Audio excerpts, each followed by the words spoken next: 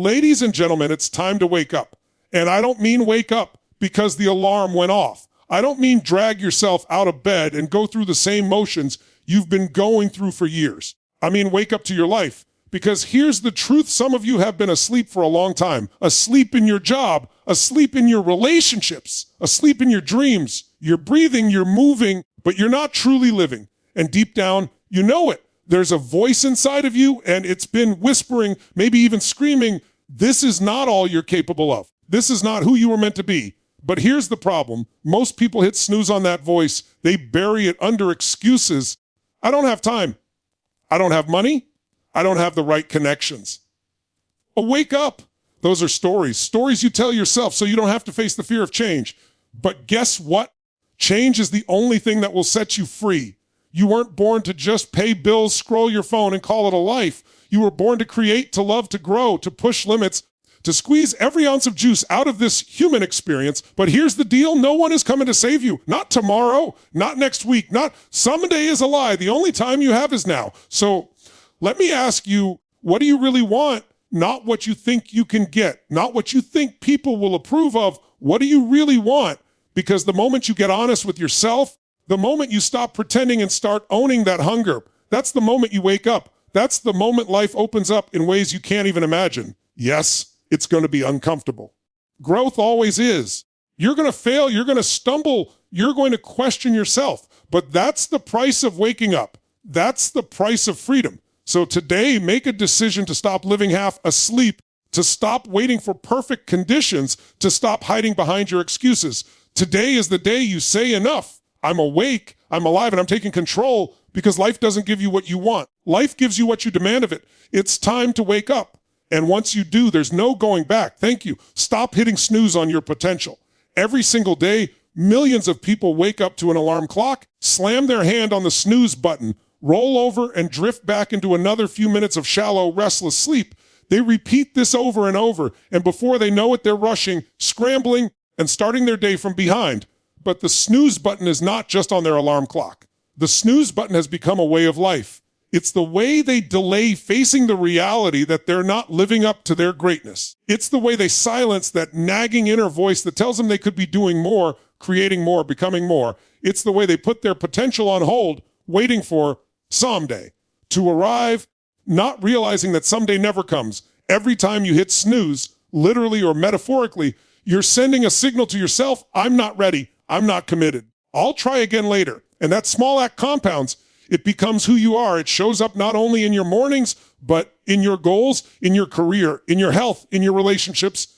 You say you want to start a business, but you keep hitting snooze by postponing that first call, that first meeting, that first investment. You say you want to get in shape, but you hit snooze by skipping the gym, by telling yourself you'll start on Monday, by convincing yourself that today doesn't matter. You say you want a better relationship, but you hit snooze by avoiding the tough conversations, by choosing comfort over connection, by waiting for the other person to change. Potential is a powerful word. It means unused energy, untapped strength, dormant greatness. Every person has it. You were born with it. But potential doesn't matter if it's never awakened. A life full of potential is meaningless if that potential is buried under hesitation, procrastination, and fear. Think about it. How many times in your life have you known exactly what you needed to do, exactly what step to take, exactly what direction to move in, but you hesitated, you paused, you thought about it, you waited, you rationalized, and in that hesitation, the spark of energy that could have propelled you forward died out? That is hitting snooze on your potential. The tragedy is not that people aim too high and miss. It's that they aim too low and hit, or worse, that they don't aim at all. They settle into patterns that keep them safe, familiar, comfortable, predictable. But potential doesn't live in comfort zones. Potential lives in the moments when you push yourself, when you stretch, when you step into the unknown, when you risk failing in pursuit of something greater. The problem is, as human beings, we crave certainty. We crave routine. We want to know that if we put in effort, the reward will come. And so we hesitate. We protect ourselves. We avoid the unknown. We hit snooze not because we're lazy, but because we're afraid of what will happen if we actually give everything we have. Because what if you went all in and it wasn't enough? What if you tried your absolute hardest and failed anyway? That fear keeps people asleep. That fear convinces them to never find out what they're truly capable of. But here's the paradox. The only way to know your true limits is to push beyond them. The only way to know your true strength is to test it. And the only way to unleash your potential is to stop silencing it with hesitation and excuses. Imagine what your life would look like if you stopped hitting snooze. Imagine if every time an opportunity showed up, instead of delaying, instead of doubting, instead of waiting for the perfect moment, you acted. Imagine if, instead of pushing your dreams to some day, you brought them into today. The compounding effect of those decisions would transform your entire reality. Because the difference between the people who live extraordinary lives and those who don't is not talent. It's not intelligence. It's not luck. It's action. It's their refusal to hit snooze on their potential. Think about history's greatest leaders, innovators, and creators. They weren't people who lived in perfect conditions. They weren't people who always knew exactly what to do. They were people who moved forward anyway. They were people who answered the call of their potential, even when it was inconvenient, even when it was terrifying, even when everyone around them told them it couldn't be done. They didn't hit snooze. They woke up to their power, and because of that, they changed the world. And what about you? Right now, there are ideas inside you. There are dreams inside you. There are abilities you haven't even touched, but they won't wait forever. Potential doesn't expire, but opportunity does. There are windows of time, doors that open only for a moment, and if you're too busy hitting snooze, you miss them. You can't get those moments back. Every day you delay, every time you tell yourself you'll do it later, you're trading a piece of your future for a piece of your comfort. And the longer you do it, the more your potential slips through your fingers. The truth is, waking up to your potential is not a one-time decision. It's a daily choice. It's a choice you make every morning when you rise, every moment when you face discomfort, every time you're tempted to settle. It's the choice to lean in instead of lean back, to move forward instead of stand still, to risk instead of retreat. The more you practice making that choice, the more you rewire your identity. You stop being someone who delays. You stop being someone who hesitates. You become someone who acts, who creates, who lives awake. You already know what's inside you. You can feel it. That hunger, that fire, that sense that you're meant for more, it's not an illusion. It's not wishful thinking. It's your potential trying to wake you up. It's that inner alarm clock ringing, reminding you that you have greatness inside you waiting to be expressed. And every time you ignore it, every time you silence it, every time you hit snooze, it doesn't go away. It just gets quieter until one day you stop hearing it altogether. And that's when people give up. That's when they accept mediocrity as normal. That's when they go through life asleep, never realizing what they could have been. But right now, you have a choice. You can wake up. You can answer the call. You can decide that enough is enough, that you will no longer live on autopilot, that you will no longer let fear dictate your decisions, that you will no longer silence your own greatness. Potential is not about what you might do someday. Potential is about what you choose to do right now with the opportunities in front of you, with the energy you have today, with the life that is happening in this moment. Excuses are just stories. Rewrite them. Human beings are master storytellers, and the most dangerous stories we tell are not the ones we share with others, but the ones we whisper to ourselves when no one else is listening. Every excuse you've ever made was not a fact. It was a narrative, a crafted justification, a carefully built shield designed to protect you from the discomfort of facing the truth. Excuses sound logical. They sound reasonable. They sound convincing. But at their core, they are nothing more than permission slips you write yourself to stay small, to stay safe, to stay the same. Think about the last time you told yourself you couldn't do something. Maybe it was that you didn't have enough time. Maybe it was that you didn't have the money. Maybe it was that you didn't have the right connections, the right education, or the right experience. On the surface, those sound like facts, but are they? Or are they simply the story you constructed to explain why you didn't step up? Because there are people with less time, fewer resources, no connections, no education, no background who still find a way to break through. The difference is not their circumstances, it's their story. An excuse is a way of making peace with inaction. It's a story that allows you to feel okay about not showing up. But what if you stripped that story away? What if you took the excuse and asked yourself, is this the absolute truth? Or is this the version of reality I've decided to accept? If you look closely, most excuses collapse under pressure. I don't have time really means I haven't made it a priority. Don't have money often means I haven't been resourceful enough to find another way. I don't know how means I haven't committed to learning yet. The danger of excuses is not that they're false, but that they feel true. They sound rational. They sound like legitimate reasons. They blend into the background of your life until you don't even notice you're repeating them anymore. They become your identity. You stop saying, I don't have time to work out, and you start saying, I'm just too busy. You stop saying, I don't know how to start a business, and you start saying, I'm not the entrepreneurial type. You stop saying, I can't speak in front of people right now, and you start saying, I'm not confident. The excuse transforms into a belief, and once it's a belief, you defend it, you live by it, you protect it. But what if you could rewrite the story? What if instead of saying, I don't have time, you said, I will find time for what matters?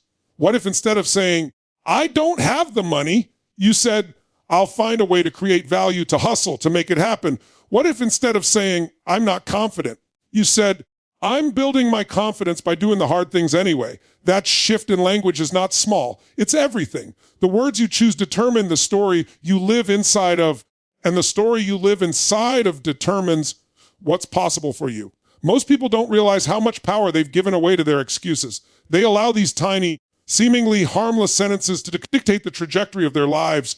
They use excuses to justify why they aren't healthy, why they aren't wealthy, why they aren't fulfilled, why they aren't living the life they know deep down they could be living.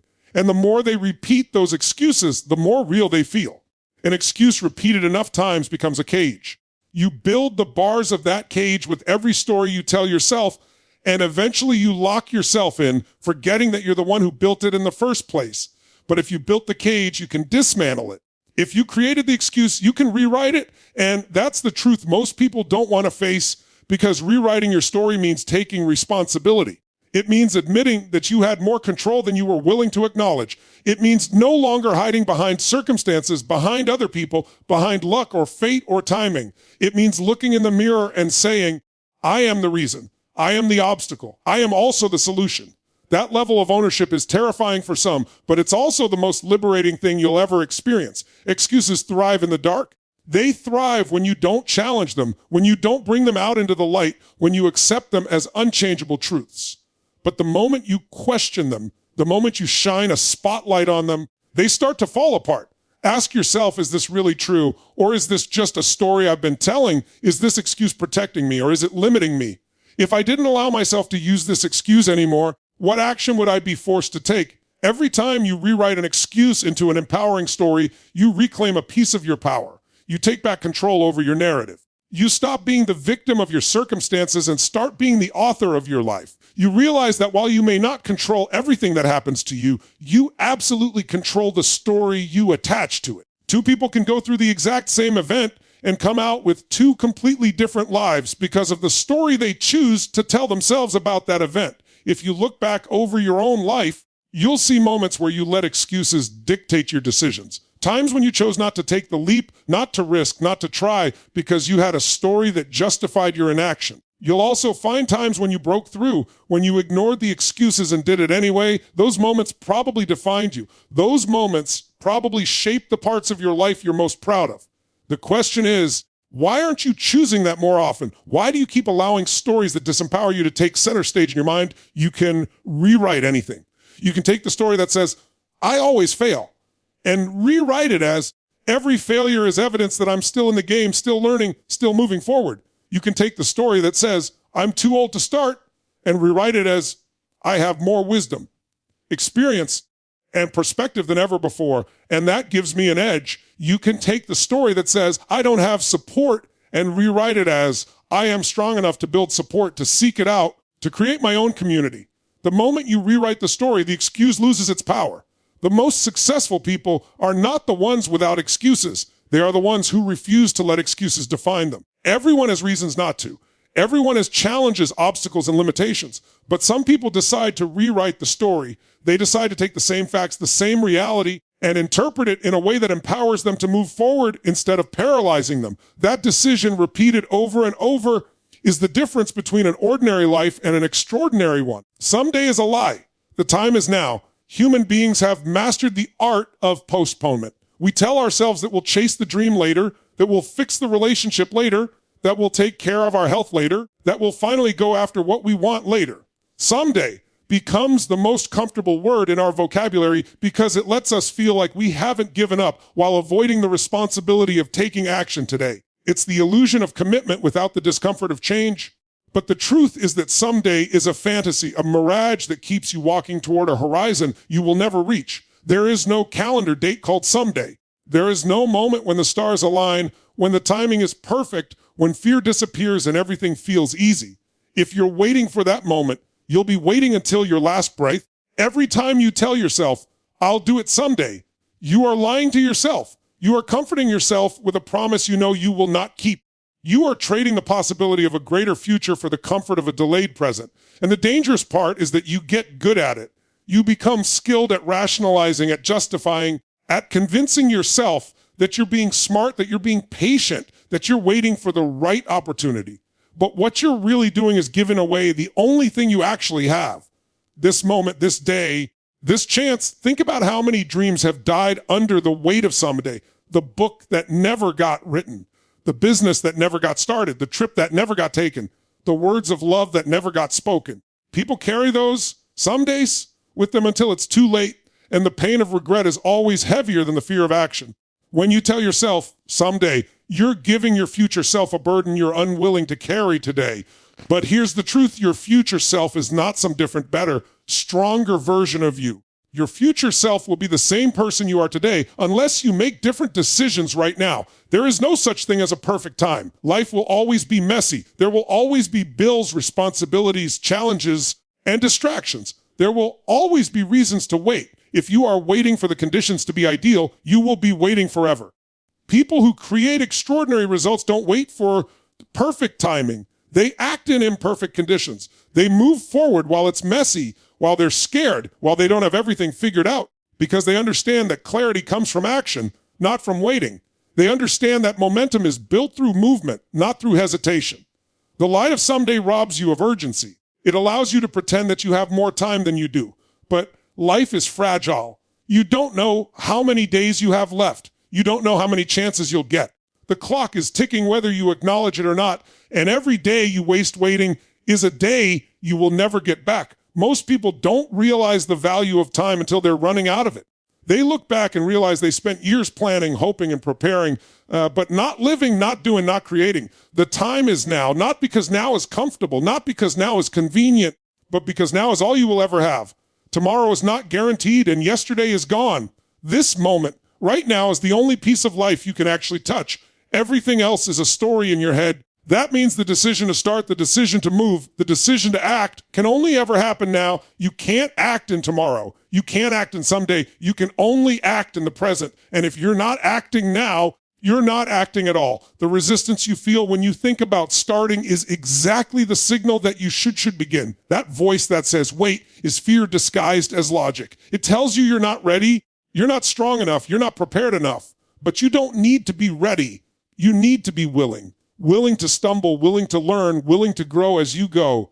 The people you admire, the ones who have created, achieved, and lived fully, didn't get there because they had perfect timing. They got there because they stopped believing in someday and started demanding more from themselves today. Ask yourself, how many times have you said, I'll start next week, only to repeat that same promise month after month, year after year? How many times have you let the lie of someday seduce you into waiting just a little longer? And where has that gotten you? Because if you're honest, waiting has never brought you closer to your dreams. Waiting has only strengthened your excuses. Waiting has only deepened your patterns. Waiting has only robbed you of the energy, the urgency, the fire that comes from acting while the spark is alive. Action is the antidote to someday. It doesn't matter how small the action is. The first step is always the hardest, but it's also the most important. Because once you move, you create momentum. Once you take one step, the next one becomes easier. Once you see yourself doing, you start to believe you can continue. The gap between thinking about it and starting it is where most dreams go to die. Close that gap by acting now. Stop planning endlessly. Stop waiting for permission. Stop telling yourself that someday will be safer, easier, or clearer. It won't. The only clarity that exists comes after action. Someday is comfortable because it lets you avoid the possibility of failure. If you don't start, you can't fail. If you keep your dream in the future, it stays perfect, untouched, unchallenged. But perfection in your head is worthless if it never comes to life. You will fail. You will stumble. You will face setbacks. But those experiences are what shape you, what grow you, what turn your dream from a fantasy into a reality. Failure is feedback, and feedback is fuel. But you'll never receive it if you keep postponing your chance to try. You have everything you need to begin right now. You may not have the final plan, the perfect resources, or the total confidence, but you have the ability to take the first step. That first step might be messy. It might be awkward. It might feel small, but it is infinitely more powerful than waiting because action compounds. A small action today leads to another tomorrow, and before you know it, momentum carries you forward in ways you could never have predicted. But none of it happens if you keep hiding behind the lie of someday. Growth requires discomfort and failure. Human beings are wired to seek safety, to avoid pain, to cling to certainty. It is a natural instinct, a survival mechanism that kept our ancestors alive. But the same instinct that once protected us now suffocates us because growth does not live in safety. Growth lives in the unknown, in the stretch, in the risk. Growth is not found in the moments when everything is easy, when everything is predictable, when everything feels comfortable. Growth is forged in the fire of discomfort, in the sting of failure, in the weight of challenges that demand more of you than you think you have to give. People want the results of growth without the cost of it. They want the strength without the struggle, the confidence without the fear, the success without the setbacks. But that's not how it works. Muscles don't grow without resistance. Skills don't sharpen without repetition. Confidence doesn't build without facing fear. Every meaningful achievement, every transformation, every breakthrough comes on the other side of discomfort. Yet most people spend their lives avoiding it, protecting themselves from it, and then wondering why they never feel fulfilled. Discomfort is the signal that you're expanding. Think about the first time you tried something new, whether it was learning to drive, starting a job, or speaking in front of a group. It was awkward. You stumbled. You made mistakes. You felt exposed. That is the process of growth. Your brain and body are adapting, rewiring, building capacity. But somewhere along the way, we start treating discomfort as a sign that something is wrong instead of a sign that something is happening. We misinterpret it as danger when really it's progress. Failure is the companion of growth. You cannot separate the two. Every person who has achieved greatness has failed more times than the average person has even attempted. Failure is not evidence that you're unworthy or incapable. It's evidence that you're in the arena, that you're testing your limits, that you're moving beyond the boundaries of who you were yesterday. Without failure, you have no feedback. Without feedback, you have no learning. Without learning, you have no growth. So the question is not how to avoid failure, but how to embrace it, how to use it, how to let it sharpen you instead of stop you. The fear of failure is what keeps most people stuck. They stay inside their comfort zones, repeating the same patterns, doing what feels safe, because they cannot stand the thought of falling short. But the irony is that by avoiding failure, they guarantee mediocrity. They guarantee that they will never discover what they are truly capable of because they never risk enough to find out. Failure is the price of entry for an extraordinary life. If you are unwilling to pay that price, you settle for ordinary by default. Growth hurts. That's the truth. It hurts to stretch. It hurts to face your limitations. It hurts to confront the gap between where you are and where you want to be, but that pain is productive. It is the pain of transformation, the pain of breaking old patterns, the pain of becoming someone new. There is another kind of pain too, the pain of stagnation, the pain of staying the same, the pain of watching your life pass by without ever stepping into your potential. One kind of pain sharpens you, the other decays you. You get to choose which one you endure. Most people spend their lives designing comfort zones that are really prisons. They surround themselves with routines, habits, and environments that protect them from discomfort. But what they don't realize is that those walls they build to keep discomfort out also keep growth out. They lock themselves into a smaller and smaller existence and then wonder why they feel restless, anxious, or unfulfilled. The soul craves expansion. The spirit craves challenge. You were not designed to stay stagnant. You were designed to evolve, and evolution requires struggle. Think about a seed. Before it becomes a tree, it must break apart. The shell must crack. The roots push through the soil. The sprout must fight against gravity to reach the light. That process looks like destruction, but it is creation. It looks like struggle, but it is growth. You are no different. The breaking, the pressure, the resistance you face are not signs that you're failing. They are the very conditions required for you to expand into who you were meant to be. The challenge is that our culture celebrates comfort. We are sold convenience, ease, quick fixes, shortcuts. We are told that if something feels hard, it must not be right, and if it doesn't happen fast, it must not be for us. But the opposite is true. The things that are hardest are often the things that matter most. The paths that demand the most from you are the ones that reveal the most about you. If you want a bigger life, you must be willing to face bigger discomforts, bigger risks, and bigger failures. Look back at the moments in your life when you grew the most. They were not the moments when everything went smoothly. They were not the moments when you felt safe. They were the moments when you were challenged, when you were stretched, when you were forced to adapt. Maybe it was a failure that humbled you. Maybe it was a setback that made you stronger. Maybe it was an opportunity that terrified you, but you took anyway. Those are the moments that shape you, the moments that expand your capacity, the moments that remind you what you are capable of when you stop running from discomfort. Growth requires a mindset shift. Instead of asking, how can I avoid discomfort? Start asking, what can I learn from this discomfort? Instead of asking, what if I fail? Start asking, what if this failure teaches me something I could not have learned any other way? Instead of interpreting fear as a stop sign, see it as a compass pointing toward the areas where you need to grow. The things you avoid the most are often the very things that would transform you the most. Failure should not be feared. It should be expected. If you are not failing, you are not trying hard enough. If you are not failing, you are not pushing far enough beyond what you already know. Failure is proof that you are alive, proof that you are risking, proof that you are daring to expand.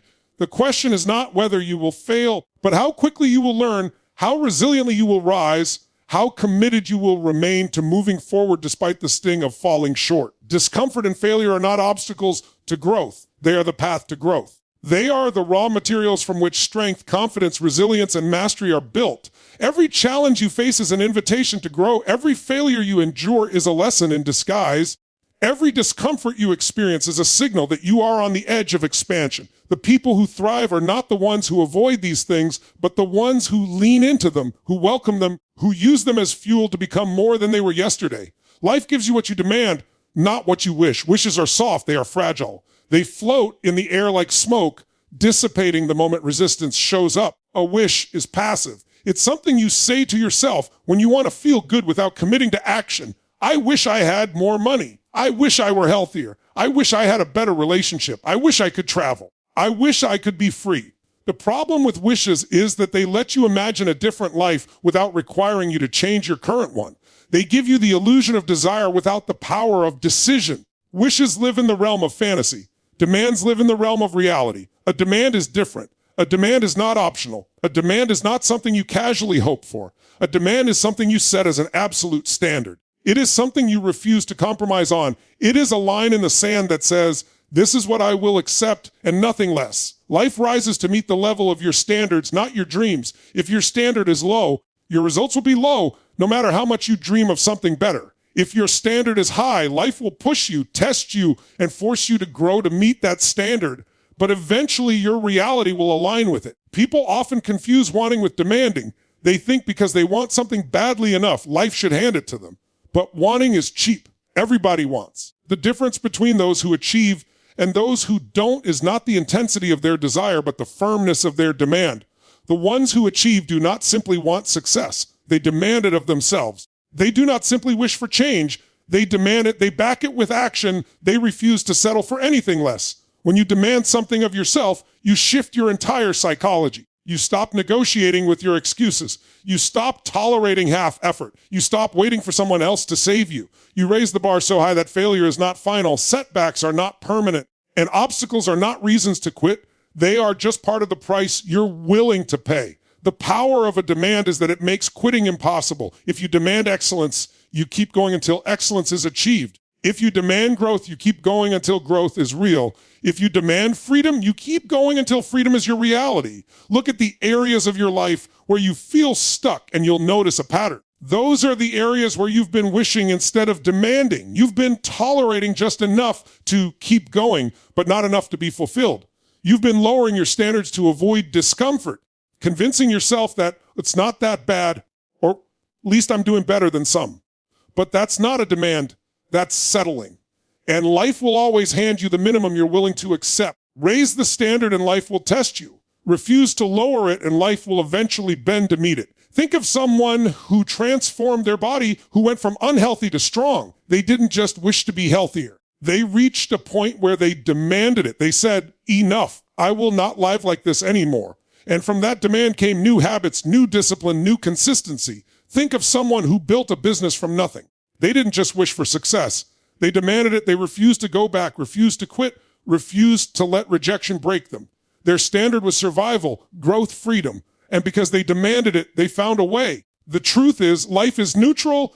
It doesn't care what you want. It doesn't care what you hope for. It doesn't care what you daydream about late at night. Life responds only to the standards you enforce, the actions you take, the energy you bring. Life is constantly asking you, what will you tolerate? What will you insist on? What will you refuse to accept? And the answers to those questions determine your destiny. People often talk about luck, timing, circumstances, and yes, those play a role. But notice how often so-called lucky people also happen to be the ones who demand more of themselves than anyone else. They demand more work, more learning, more resilience, more consistency. They create their own luck by refusing to leave their outcomes to chance. They force opportunities to appear because they demand it, and they will not stop until reality matches their vision. Wishes are easy. Demands are costly. To demand something means you must pay the price for it. You must sacrifice comfort, sacrifice excuses, sacrifice the part of yourself that wants to stay small. You cannot demand greatness while clinging to mediocrity. You cannot demand transformation while protecting old habits. Demanding requires you to stretch, to grow, to risk, to face failure, to endure discomfort. That is why so few people do it. It's easier to keep wishing than it is to start demanding. But those who make the shift discover that once you demand something of yourself, your entire identity changes. You no longer see yourself as someone who might. You see yourself as someone who must. There is incredible power in the word must. Think of the difference between saying I should work out and I must work out. I should start this business versus I must start this business. I should be more disciplined versus I must be more disciplined.